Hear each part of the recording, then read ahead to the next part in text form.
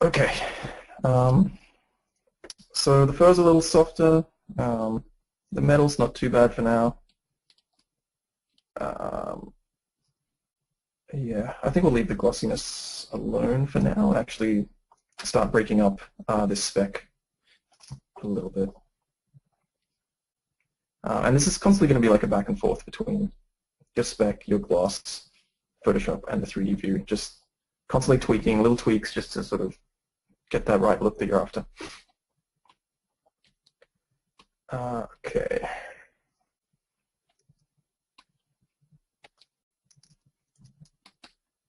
We also need mask 1. And this is going to consist of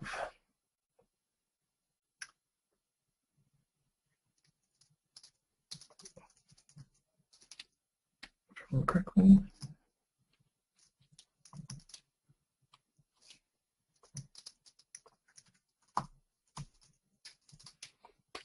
Okay, metal illumination. These are pretty easy maps to quickly generate. The metals, basically, what we want to do here is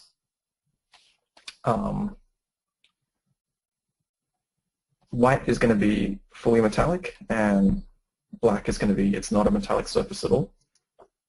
So again, we can quickly use our selection sets just to select the metal region. I think the rope was, rope's not metal. It's the same gold color, but it's not metal.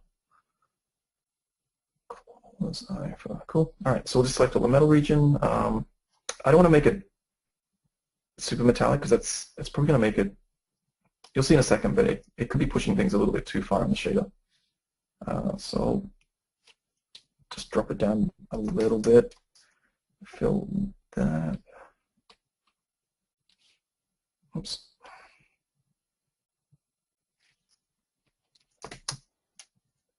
And then just fill the rest, the inverted region, with black.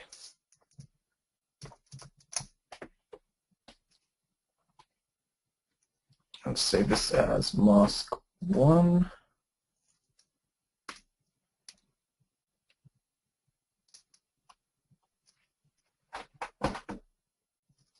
Okay, so I have my mask 2, my mask 1. This is going to be the illumination. This is our metalness, so paste that in.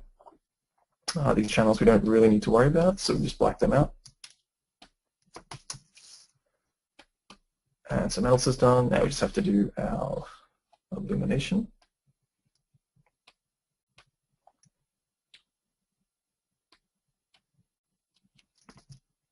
So typically, I normally do these masks. It's kind of good to like throw it all together now, just so you have everything that you need, and you can sort of then jump back to the diffuse and work on it a bit more. But a little trick I like to do with the illumination is sort of just copy straight from the diffuse. But since this may not be the final diffuse, I may have to go back and update this in the future. But for now, if this is final, you can just sort of like copy from that, paste it into your illumination, and then literally just black out the regions you don't need. So I'm just going to put illumination on the eyes. I might put a little bit on the gems, but probably not. I think it could look a little weird at night time. Because illumination it's sort of going to glow at night more than, say, in the day in your game.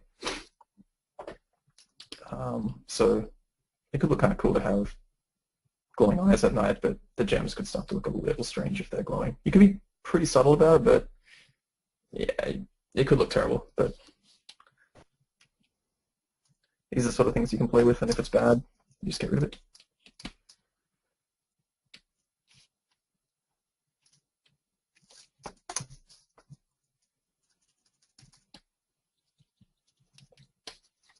Okay, so this is the region that we want to be illuminated. Color isn't so important because it's just going to be in one of these sort of grayscale channels. So we can just Control U, hue saturation, and get rid of any color just so we can start looking at the value of things. And I can just start to sort of quickly paint with maybe a soft brush, if I can find one.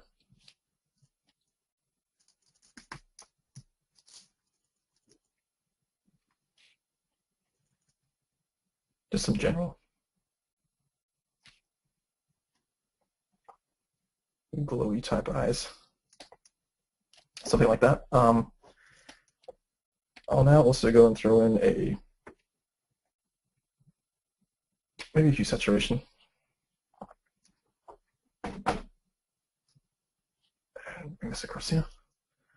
So I want to adjust the value because right now it's quite bright, and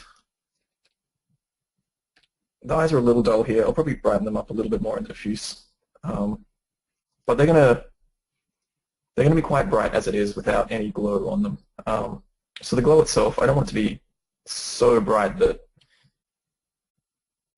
it's sort of becoming a little bit too extreme. So I'm just going to drop the value a little bit on this guy, and we can see how this sort of works in Marmoset, hopefully, and make adjustments from there.